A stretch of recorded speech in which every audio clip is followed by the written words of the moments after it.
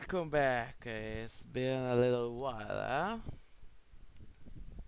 Yeah, new look, a new graphic for my life, for my audiobook life, because I buy. I didn't buy anything in reality, but I obtained a new computer, so now I can read my audiobooks from the PC with the webcam here and the cover book there. And then when I transfer this on YouTube, it's more cool, I hope. Then we reprise what we left.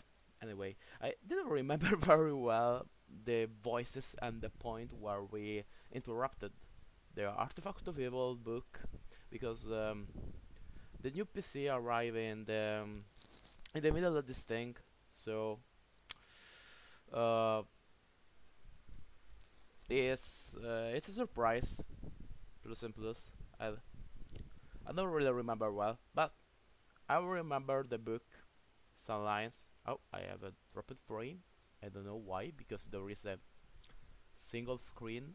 I don't know how this stream dropped the frame because it's already a cover. Anyway, we continue with the Artifact of Evil novel book. This is the second book of the Greyhawk Adventures and Gord the Rogue series, written by none others than Gary Gygax, the creator of Dungeons and Dragons and the Greyhawk setting. And the book is set in Greyhawk. The protagonist is Gord the Rogue, obviously, is the Gord the Rogue series, so it's pretty strange as this is not a Gord the Rogue book. Then I want to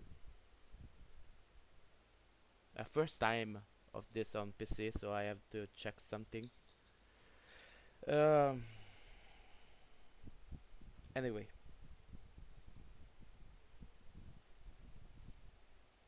okay. I want to check my voice. Sorry, 1 second. First time of this on PC, so I have to check some things. Okay, good. Uh, Stop it. So the voice is good. The what? I'm not streaming Guilty Gear. Why did this thing? Well, anyway, I changed it after that. Anyway,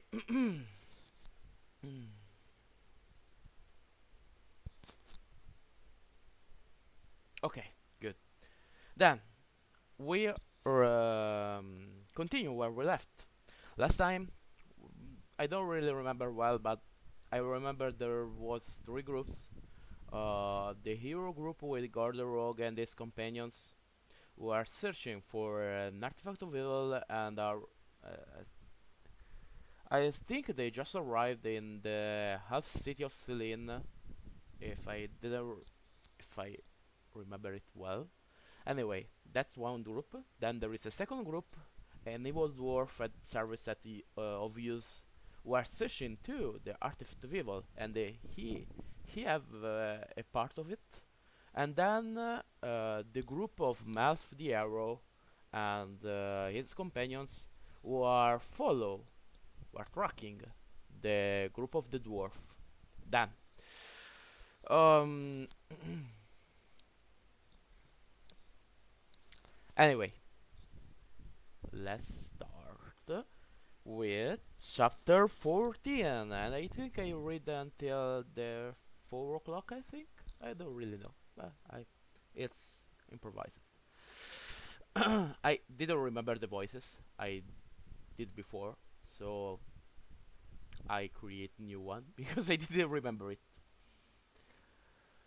Chapter 14 of Artifact of Evil. Parzival's plan is a sound one, the Erdre concluded. I say we divide our party as he suggests. It is stupid, Gor retorted angrily. The brigands are riding northward across the frontier region, and you will divert our strength to turn southward. More debate followed, while the elven constable sat back with hauteur fixed upon his countenance. The party had travelled to the Crown Hills, riding the hippogriff of Selene's elite chivalry. Parzival and a score of noble guards had accompanied them.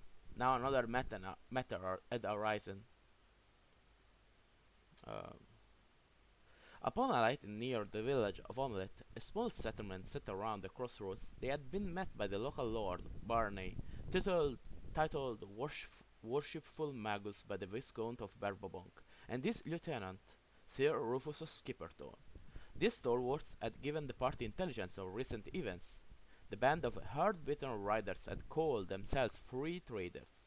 Their leader was a dwarf with a squint-eyed gnome and a stick-like elfin company. The strength of the brigand assemblage was no more than 3 dozen of mixed human and demi-human races, and with this band were a string of pack horses and a few small two-wheeled wains. This information was almost an aside, however. They left the village next morning, Sir Rufus told the group. They left without disturbance, paying for all they had used, food, lodging, supplies. I had them followed by a pair of scouts, but these hill-looking traders merely went off down the road to Verbonk, not doing anything other than travel their way. My man turned back in the afternoon, with the train still heading northward.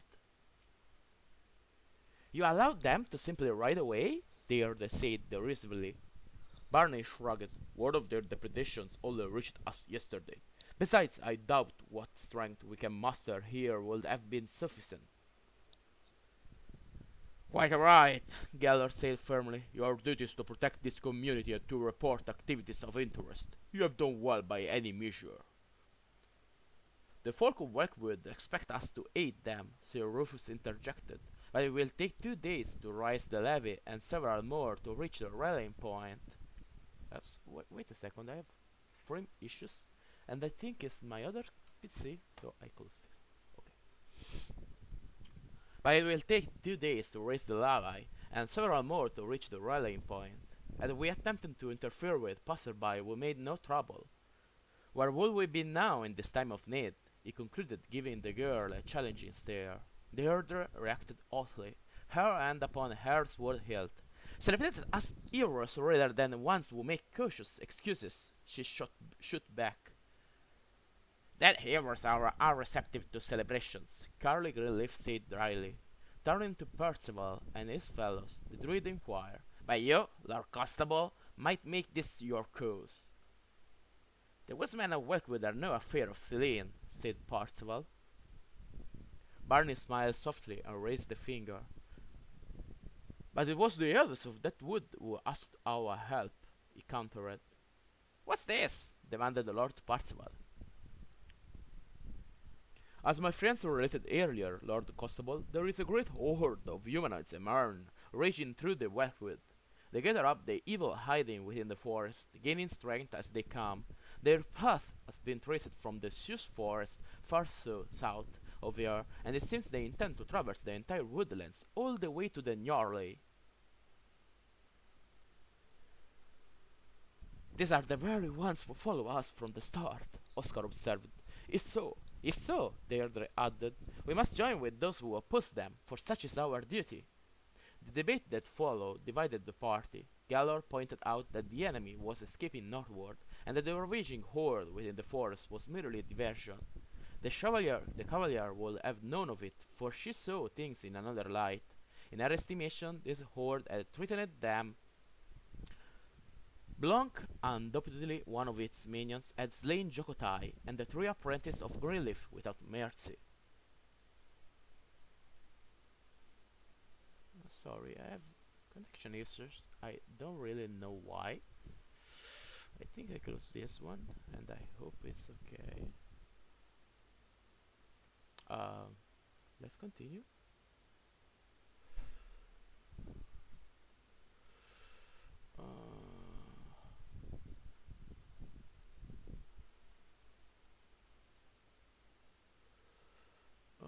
Anyway, no problem.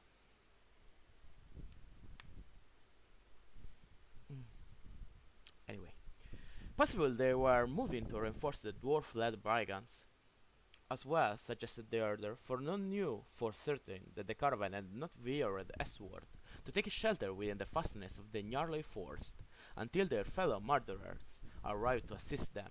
The female cavalier insisted that duty required her to ride to the aid of those who opposed this evil horde, and those who refused to accompany her had neither honor nor courage.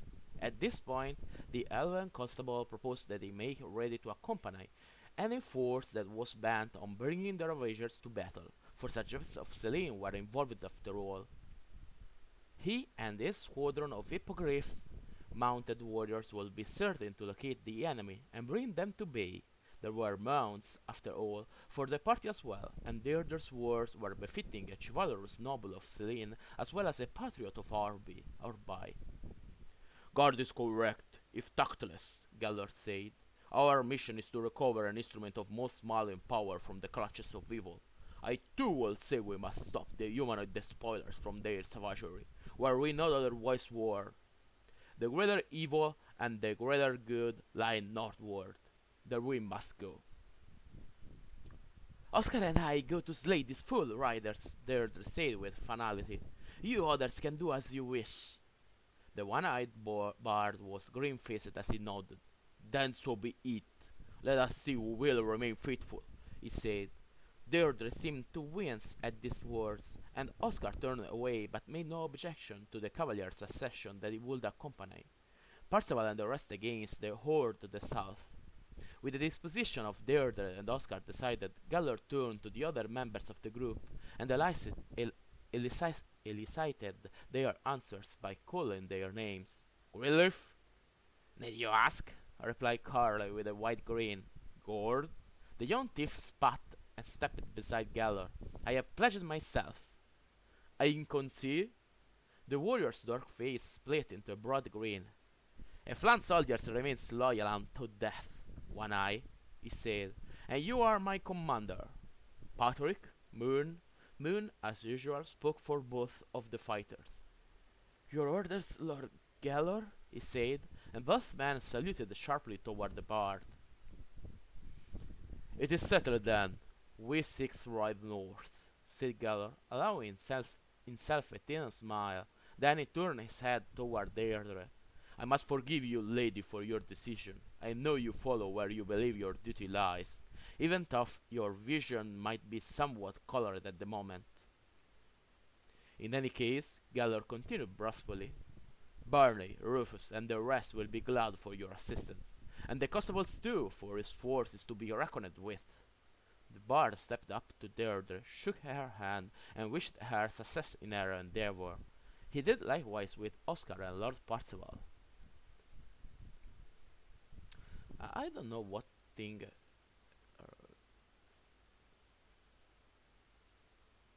I don't know. I don't really know. Uh,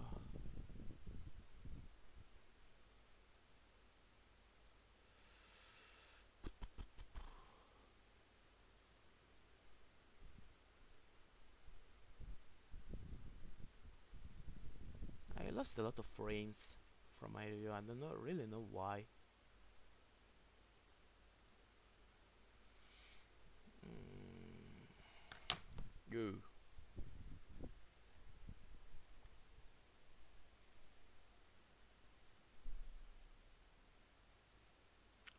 Anyway.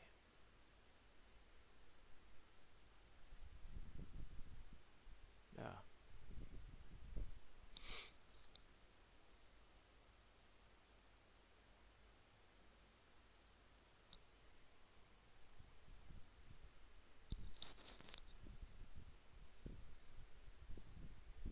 Yes. Sorry. A second. First time with Twitch on PC and I have problems. Anyway.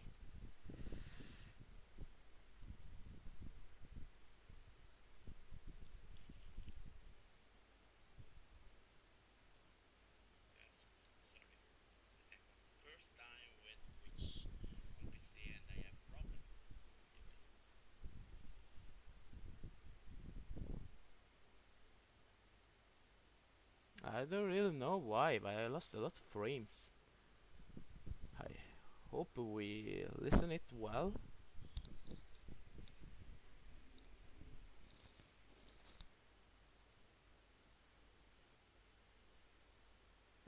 Sorry for the.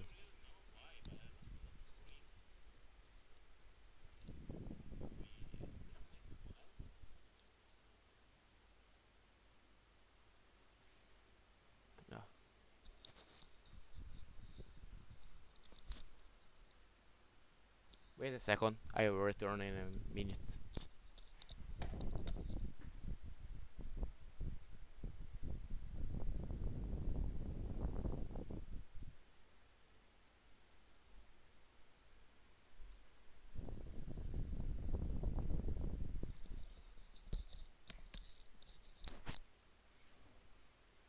Well, I lost half of my frames. I don't really know why, but I lost it. I have nothing um, on the web anyway, outside the PC itself. I don't really know. I try to close this one.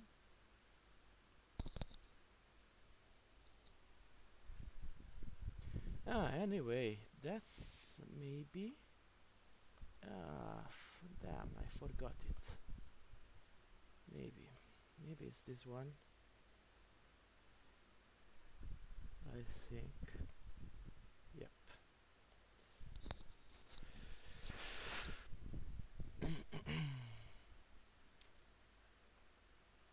Come on.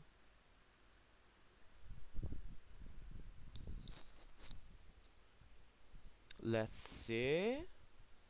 Yeah, I found it. Anyway.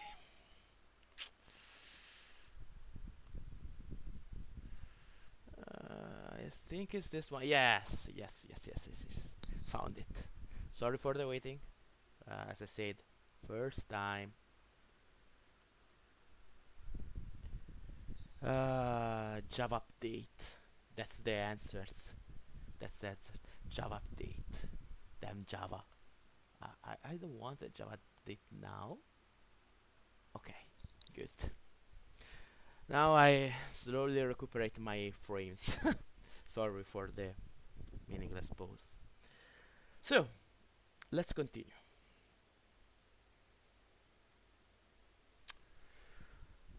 The remaining six members of the band watched as the Deirdre and the Oscar mounted up with the Elven guards, as a pair of these latter warriors went off westward to bring intelligence to the court at Estad, taking with them the half-dozen hippogriffs that Gord and the other had ridden thus far. The aerial cavalry took wing in a thundering of hoofs and a rush of great pinions, with neither Deirdre nor Lord Parzival waving a farewell. "We must hurry after them," Barney said matter-of-factly. "If you will accompany us, good sirs, your horses await at the keep." Gord and the rest followed the magic user as he trotted briskly toward the village. Hamlet was a rather unremarkable place, boasting of little more than a good inn, some small shops, a few houses, and a strong tower recently erected under the supervision of Sir Rufus and the Magus. As Bernie had said, it's Burn, not Bernie, Burn. Why it transform itself in Burn? Anyway, as Bernie had said, there were a number of good horses awaiting them in the paddock outside the keep. That place was a swarm with activity, for the militia from all over the area was gathering there. The party could spare no time for any of this, and soon all six were mounted and heading away from the army village, seeking the trail of the rivers. Okay, good.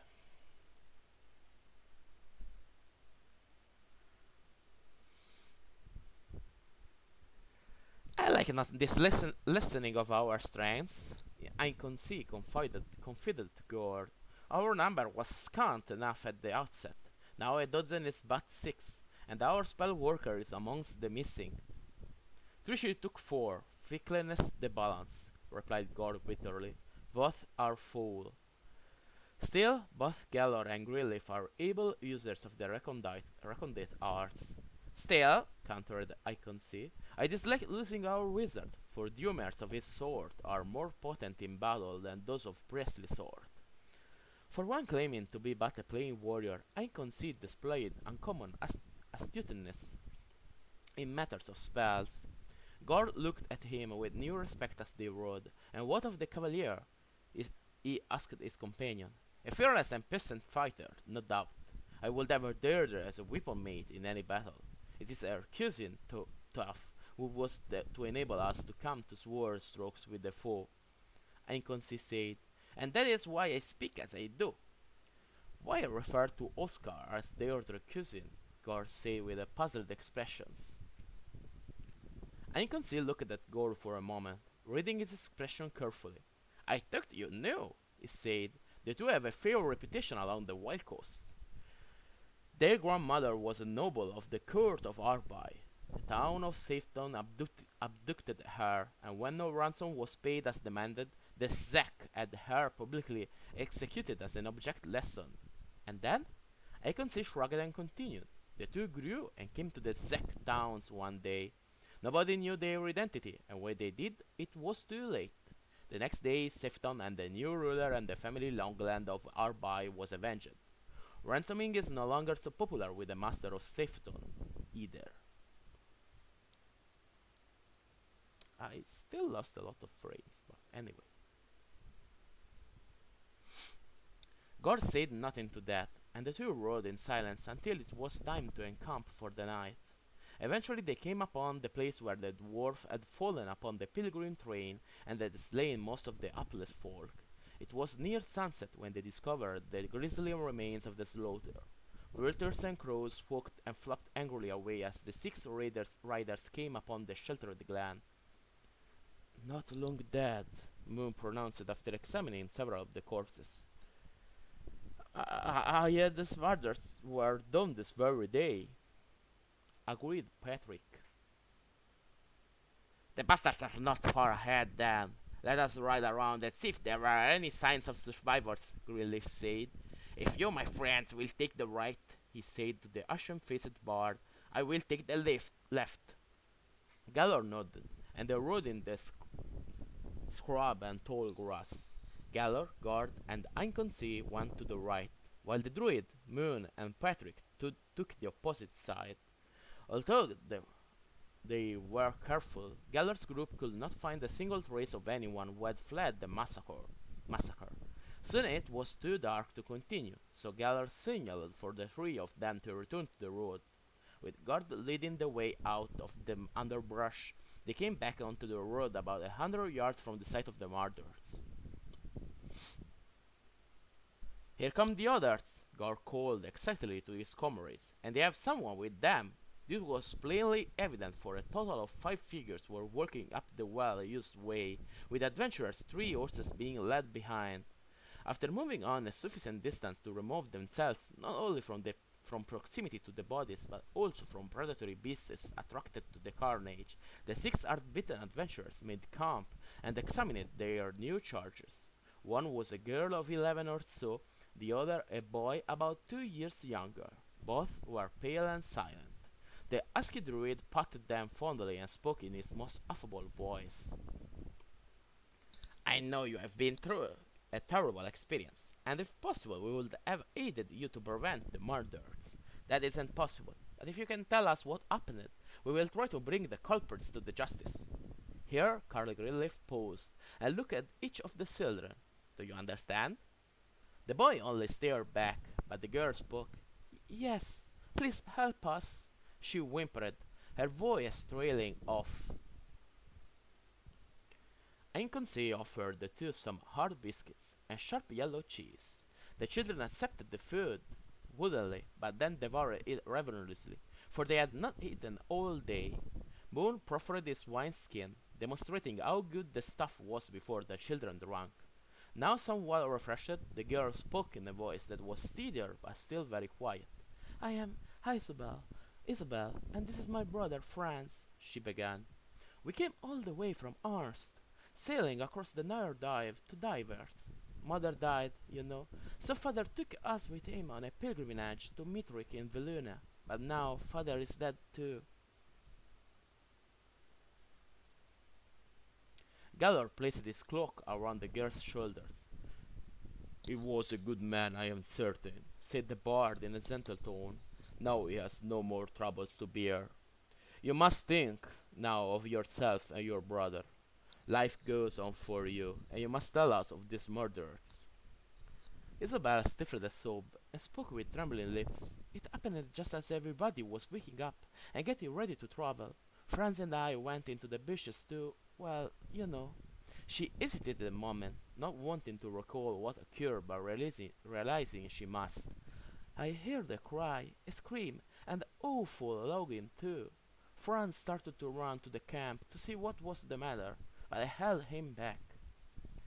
We but I hid under some bushes, the boy interjected. One of the men guarding the caravan was running toward us. He had an arrow through his arm, and someone on a horse was chasing him. I didn't want to watch, but I had to, Isabel said, picking up the story. The guard didn't get very far. There was a dwarf riding after him, and he threw an awful hammer at the poor fellow. It hit him on the back and knocked him down. The dwarf just sat there. We didn't move or make a sound. Franz nodded, adding, "He was holding the big hammer again. It flew right back to him after it killed the guard. The dwarf was going to get off his horse, but the logging elf came running up just then. He was giggling about how they had murdered everybody." "No, that's not right," Isabel corrected her brother. "They talked about killing everyone except the ones they keep to sell as slaves." "Did this dwarf and the logging elf have names?" asked Gellor. "Think carefully."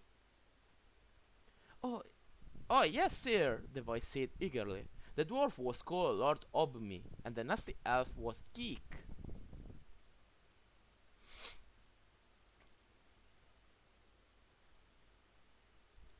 "Geek," the boy's sister said in a tone that indicated she was used to correcting him.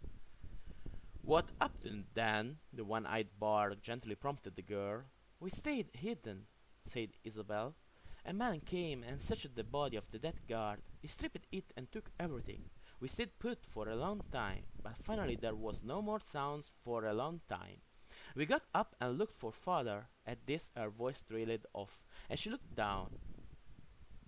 "Then we decided to find some water and see if we could get something to eat too," Franz said, taking up the narrative and pretending his sister was not crying. "That's when you found us." "We will camp here for the night," Greenleaf told the party. "Tomorrow we'll do what we can for the dead, and then get these younglings to a safe place." All the others nodded a grim agreement. There was a sanctuary of Rao in the nearby town of Littleberg. They left the newly orphaned youngsters there with sufficient coin to see to their welfare until an uncle could be notified and come for them. Gord made a point of promising the two, and Franz in particular, that he would serve as their avenger. Isabel looked away, but the boy gritted his teeth and clasped Gord's arm. "How will I know? Otherwise I must stick these murders out on myself." "I will send you word somehow, and proof too." The young adventurer replied earnestly, "This holy place will know where you have gone, and one of their brethren will carry word to you and your sister wherever you are." "Thanks," Franz whispered, "but I wish I was big and strong enough to go with you." Gord, thinking of his own youth, shook his head and said firmly, "Such is not for you, lad. Not now, or ever, if you can help it. Rest easy, tough. For once I pledge myself, I do not flinch from the vow. You will hear from me." And with that, Gord turned and walked away. Brother and sister stood and watched him until he was out of sight. End of chapter 14. And then we make a brief pause and then we continue. We slowly recuperated our lost frames. I hope the first half of this chapter is good. I don't really know. Anyway, a brief pause and then we continue.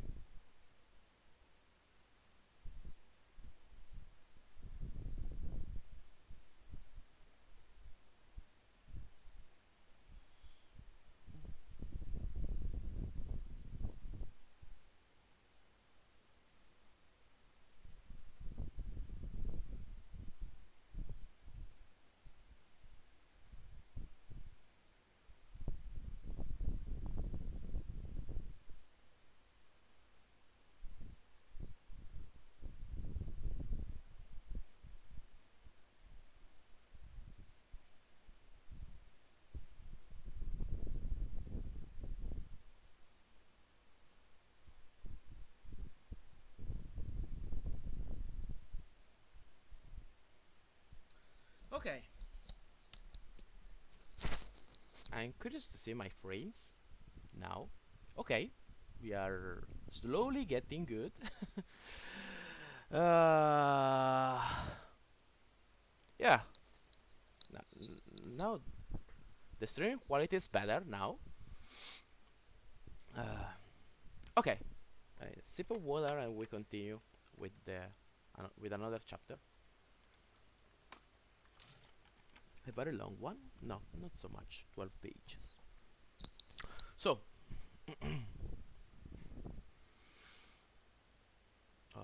I can close you.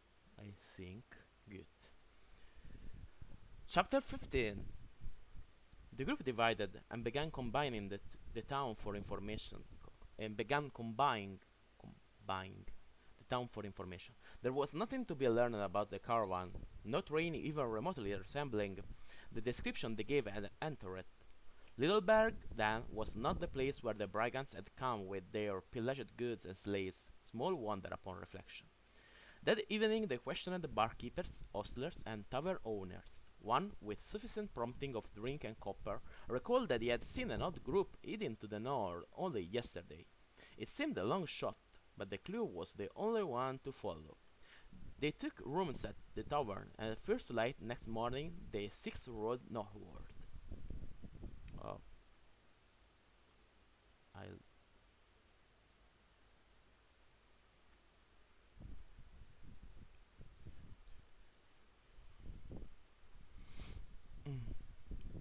There was no hope, of course, of actually tracking the caravan or rivers, for the tracking was heavy along the highway that ran northward all the way to Sand. They passed several villages and dwarfs during the morning without coming upon any caravan of substance, although there were farm cars, wagons, and pack trains aplenty. If they are but a day distant, my friends, Gellor said, we shall catch them by nightfall, unless their draught beasts are winged. Let us press on. I have the door knocking, sorry.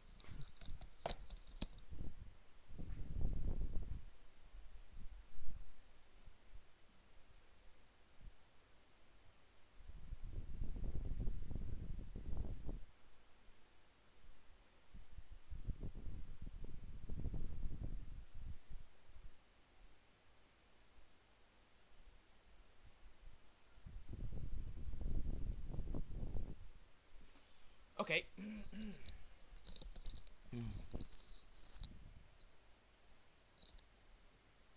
Sorry for the waiting, let's continue. Right they did, and by nightfall they had found nothing. The town of Fountain Spring was only a league or so further. A helpful teamster related, so they rode through the gloaming and arrived before the gates were shut for the night. The place was a thriving agricultural marketplace, nearly arrived at its status. Even its walls were only half completed, and there were many greens and commons still within the town center and the fortifications. Although the residents of Fountain Spring could scarcely number 2,000.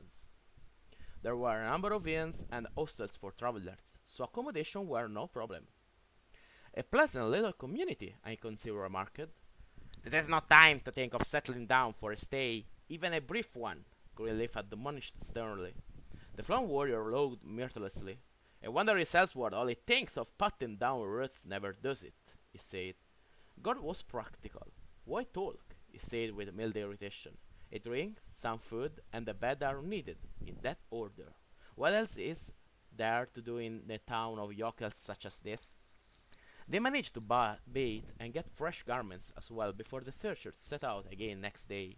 It was evident that they had missed their quarry somewhere between Fountain Spring and Littleberg. Neither town militia nor southbound travelers had seen a trace of a caravan such as Gellor inquired of. Cursing about the time they had wasted, the six retraced their route toward Littleberg. In the afternoon, they discovered that the train of demi-humans and hard-eyed men had crossed the At River, but a half-score of miles above Littleberg at a place called the Broad Ford.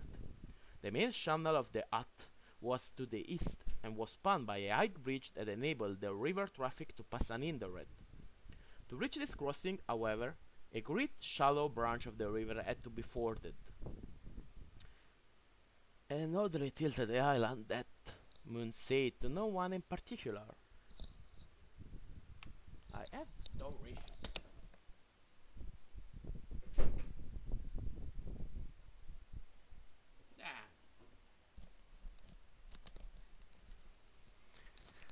Ah. My door keep on knocking and I hear it even uh, with my headphone. Fuck.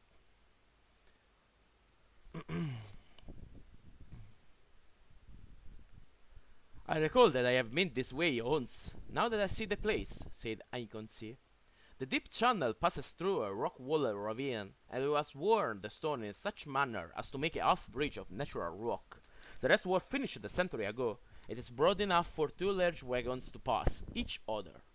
Gord anchored down in his traveling cloak. It will be a wonderful place to see, I'm sure, if this filthy rain will ever cease, he grumbled. The weather was high, another wayfarer remarked, but the ford was no real problem, and soon the 6 men were on the eastern side of the earth, their horses plodding through the sheets of precipitation. The rain soon became torrential, and despite the best efforts of Gellor and the druid, they lost their way. Knowing that there was no hope of continued pursuit under such conditions, they decided to halt early that day and spent a miserable twilight and night in a wet encampment. Bad weather persisted, but they slogged ahead through the progressively more deserted and wild countryside. Although the terrain was predominantly flat, there were swampy patches and many small ponds and lakes, fed and drained by streamlets and creeks. Rocky outcroppings and knobby hills thrust up here and there from the plain. The scarcity of trees in the area was from a poor, acidic soil rather than from the clearing of timber for lumbering or agriculture. See you on woodlands, Gord Greenleaf said with a cheerful note in his voice. With sun and trees, I think our fortune is changing for the better. The land here is different, Gellor agreed, and I believe we are nearing the Vang. The 6 horsemen were moving along the narrow, rooted track that wound its way to the only fording place shown on the Bard's map. The Vang was a broad and deep river, and there was little commerce with the land to the north. Thus the condition of the road and the lack of habitation. A sudden movement caught Iconsee's attention. I saw a figure, a man, I think, the flank warrior called out softly to the rest. Although Iconsee did not point or give any indication of where he had seen movement, Gord had seen his head move. The young thief was keen-eyed and quick-witted. Without seeming to scan the area, Gord did so, and then added to Iconsee's report. There are armed men and probably women too, he said. I saw the glint of metal and the flash of bright skirt as well. Gellor didn't turn as he called back to them. Make no motion or gesture that indicates our sighting, he told the others. Ride on as if you were totally unaware of these skirts. When we hit the trees, we'll dismount and work to the left. The 6 were soon screened by the trees of the small woods that the road cut through, although the patch of trees and scrub was no more than 200 yards wide. It ran for about double that distance lengthwise. The hidden group had been near the end of the western wedge of the woods. It was obvious that they sought secrecy, not an opportunity to ambush the riders. The other adventurers followed Gellor's example, dismounting quickly and leading their mounts through the growth. The ground was relatively free of underbrush here, for the trees were large and had heavy foliage, oaks, maples, and a few towering asks. After a short distance, the bard and the druid gave over their animals to Patrick and Moon, telling Iconsee and Gord to do likewise. Stay here with the mounts, commanded the one-eyed... sorry, wrong voice. Stay here with the mounts, commanded the one-eyed bard, but be ready to come at my whistle or our call. Patrick nodded, and he and his fellow mercenary moved to an open space near the edge of the woods, as the other 4 members of the party moved stealthily ahead. Shh! There are a dozen people just ahead, said Greenleaf, as he suddenly appeared before Gord and the fighting man. Gellor and I will move right and left. You two wait a minute, and then advance as quickly as dare to the edge of the clearing they are in. Move straight ahead, and be ready for combat. Iconsee gave his mirthless smile, and hefted his barbed spear meaningfully. Gord said nothing, but drew forth his sling. The half-elven druid disappeared, demonstrating his ranger skills as he did so. Fighting elves in such country will be bad enough, Iconsee said softly, but such as the round one there are worse still. I think this band of hidden folk ahead are in big trouble if they prove to be enemies. Gord agreed. This fighting is of the sort which Gellor and Curly are most adept at. I prefer streets and alleys. The flown warrior winked, and Gord grinned back. The time for waiting was about up, and they crept forward with almost no betraying noise. The pair crouched as they worked their way up a slight ridge, then fell prone as they reached its crest. The area on the other side was an open meadow, about 50 feet in diameter. In the clearing were horses, men, and a group of disheveled women in the process of picking up bundles. Their attitudes and the watchful man nearby indicated that they were captives, not companions, of the rogue-looking lot. The two men watched unseen for several minutes. Then Iconsee looked at Gord questioningly, for the group was preparing to leave the clearing with a head full of mounted men leading the way, and the female prisoners and their burdens ringed by another half-dozen or so men on foot. "Do we attack?" he asked the young thief softly. Gord shook his head. "Wait for Gellor or Greenleaf to act," he replied as quietly. Just as the brigands were moving out of the clearing toward the south, the one-eyed bard appeared suddenly and stood arms akimbo, barring the path of the horsemen. "Hold there!" he cried. "Throw down your arms and surrender, or you shall be the sorrier." The demand was certainly loud enough for Moon and Patrick to hear, and Gord knew that the two fighters would soon come to the support of their fellows. Meanwhile, he wondered what was Gellor planning. He dashed to a position behind a nearby oak, and Iconsee took a similar station even closer to the group, while the brigand's attention was fixed on the bearded man who had so mysteriously appeared before them. "What?" the evident leader of the band cried, reining his horse so that it danced and pranced sideways. "Who are you, jackanapes, to demand anything?" Gellor pointed with his left arm, indicating the edge of the little gun.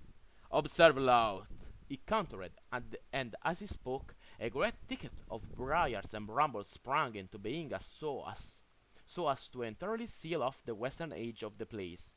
"I am a patient man, but this sloth begins to pall. Get off those horses and throw down your weapons. Now!" The crossbowmen among the unmounted brigands were moving slowly so as to be able to fire at this lone adversary.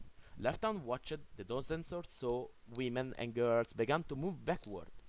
A gap between captors and captives was developing rapidly, Gord saw, and they realized this was what Gellor and Greenleaf had desired to accomplish. Just then the captain of the band gave a battle shout and spurred his steed ahead, directed at the one-eyed bard. "Die!" screamed the beefy brigand, slashing at Gellor with a heavy falchion and rearing his horse so as to make it flail with its forehoofs. Gellor merely stepped in close, darting to the left side of the frenzied animal.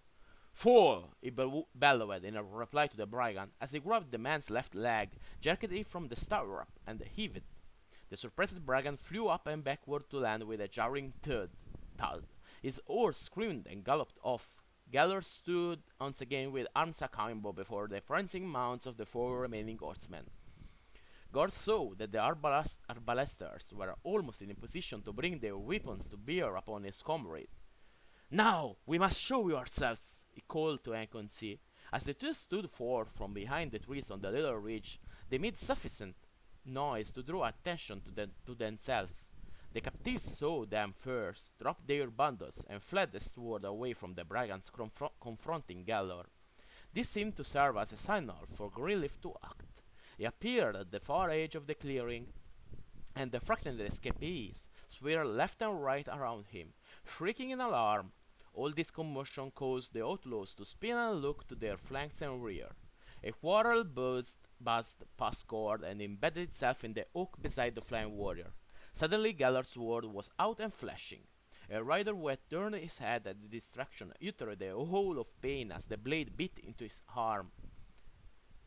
The flail uh, sorry. The flail he had formerly held already fell to the turf, and the wounded brigand's horse ran into another animal and kicked at a second. All was now total chaos. That was Greenleaf's work, shouted Gord as a blossom of fire erupted in the midst of a crushing crossbowman.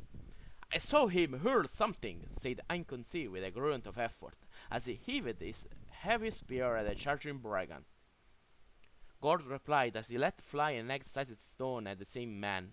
The druid uses fire seeds. He told me of the magic. Both adventurers were drawing their short swords even as they exchanged more comments. They dispatched the wounded brigands and ran to engage the others below. As Gord and Iconsee charged down the gentle slope, Patrick and Moon burst from the trees, urging their horses to a trot, and another of the druid's enchanted missiles sent forth its fiery tongues. This was all too much for the outlaws. Those on foot or dismounted threw down their weapons and cried for quarter. Two horsemen managed to get past the barbed whirling sword, however, and rode away without concern for their fellows. Ride them down! Gellor boomed to the two mounted mercenaries. Bring them back alive or dead! Moon and his companion complied immediately, and likewise disappeared into the trees in pursuit. The four other adventurers rounded up the surviving brigands. There were 10 in all, 8 of them wounded, and 4 of those near death. Only 2 of the opponents had been killed. Greenleaf actually ministered to the mortally injured outlaws, and in a few minutes it was clear that they will now survive their wounds. What about those prisoners? Gord called. They won't wander far in the next quarter hour, the half-elfen druid replied as he finished his healing word. Moon and Patrick should be back by then, and we'll have this lot ready for a march. We'll all go after those women, and find out how they came to be captives of this lot. Gellor eyed the cowed brigands coldly. Pray they condemn you not, or your death will be hard. Have any of you anything to say?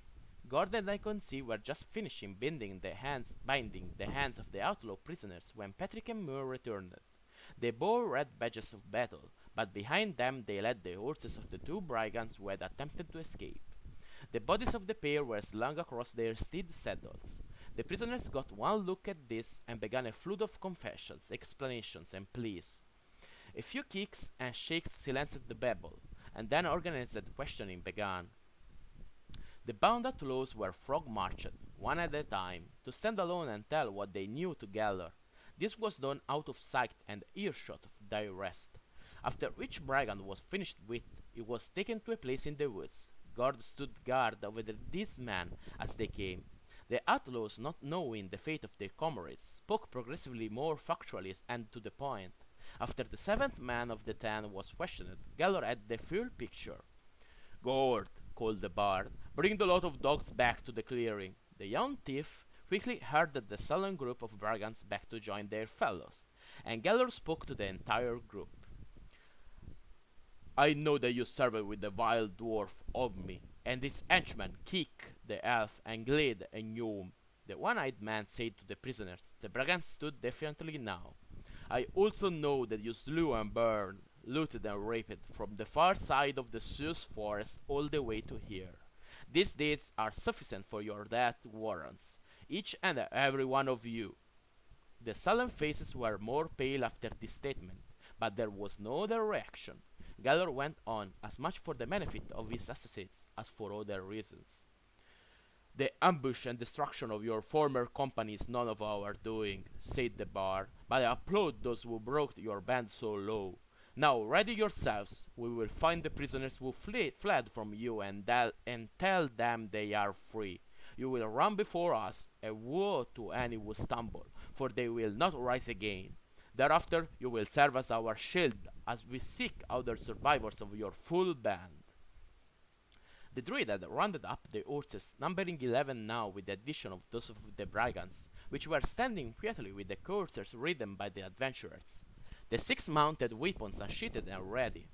Trotting before them went the half-score outlaws, their hands tongued securely behind their backs. Just as they left the wooded area, however, they saw the former captives running toward them. The northern sky was dark, and an inky black cloud stained the horizon. "Help! Help!" the woman cried as they approached. A dozen giant ravens wheeled and croaked above the women, but something far worse had brought them to such a state of panic. "We are friends," called the druid. "Your former captors are now our prisoners. How can we help?" There was no hesitation. The dozen women and girls came directly up to the party, ignoring the brigands who had been herded into a clump by Moon and Iconsee. Gord noted that although they were dirty and worn, the former captives were all well-formed and good-looking. Prime candidates for slavery indeed. The young thief talked. One of their number shouted for silence and spoke to Greenleaf. "Gaunt horses come at us, druid, and terrible baying from inside the black mists. The riders are inhuman, and the cold send terror to the marrow of the bone. These are yet hounds." How she knew of these fell creatures Greyleaf couldn't guess, but what she said seemed true enough. He gestured toward the riderless horses. "Each of these spared mounts will carry two of you," he said to the spokeswoman. "You will ride with me, and the girl," he continued, pointing to a frail brunette hardly more than a child, "rides behind that man there, Gord." The frightened females complied readily. Gord said nothing, merely smiled and extended a hand to help her up. "Your friends approach, I think," Gellor called to the 10 brigands. "Run to greet them, or else we will ride you down and slay you all, here and now." Two of the outlaws cried for mercy, and several others demanded to have their hands freed and be given weapons. A few blows with spear, butt, and sword flat silenced these pleadings and demands. The brigands began trotting away toward the gathering gloom, unwilling but afraid of the threat of instant death. The party sat for a moment, watching the man. When one started to turn back, Iconsee leveled his spear and broke his horse forward at a trot. The brigand swerved and began loping toward the black folk again. His fellows likewise began running. Iconsee turned his mount, and the whole party went away down the trail at a canter. As they moved, Gord shouted to his fellows, "There are worse than the Yeth in that doom. Hades has unleashed its whole pack." Sorry. I need some water. I almost finished, but I need some water.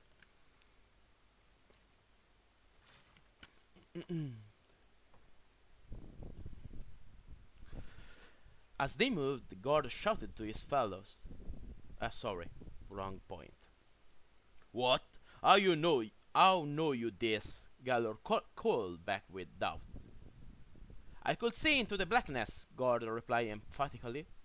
"How? I know not, but the vision was as clear as if I saw through eagle eyes. It was so close." "Never mind how," interrupted Greenleaf. "What did you see?" The young thief grimly described his vision. "Many of the things I saw were unknown to me, red and malign creatures of full aspect. I saw 3 men on nightgowns. That name sprang into my brain as if placed there. They were the chiefest of the hierarchs. Around them swarmed the hounds of Hades, yes, and more deadly dogs still. Eggs and hulking giants marshaled a host of hobgoblins and lesser humanoids in their thousands. All were poised to march at the hierarch's command. Ravens and bats are the scouts and messengers of this evil horde, and they report our proximity even now." "This is fearsome news," said the druid, "but your seeing was certainly granted to you by some power opposed to these hideous minions of Hades." "What else did you see?" demanded Gellor, looking fixedly at Gord as they rode. Gord met the one-eyed bard's piercing gaze. The centermost of the 3 hierarchs pointed southwest. The other 2 gestured. "I saw dragon-hide drums being beaten, and I felt the rumble through the very ground. On the other hand, iron horns were winded, and the ebon vapors seethed and billowed at the bellowing. They are advancing, but they seek something to the west of us. If we ride due south, we will avoid this terrible horde." The others had heard the whole exchange. All looked at Gellor to see his reaction. He was silent for a minute, then spoke. We will follow this track until the women are safe. Then Patrick and his friend Moon will escort them onward. The rest of us will turn westward and ride to the coming battle. For more than our lives depends on it. End of chapter 15. And for today, I think we can stop here. I have frame issues and other issues, and it's it's a try. I don't really know if the live turned out well, so I have I don't want to read so much for today. Only two chapters is good. And next time I read three, I think, because we are at chapter 16 and there is 33 chapters at all, so three at times maybe a good number for a single life. So I read three chapters every live, I think. I'm not really sure, and I'm not really sure when the next one came out. I hope tomorrow, Monday, but I can't make a note of it, so I don't really be sure. But anyway, sooner or later, I read another three chapters and I continue this audiobook. For today is all. I I really try.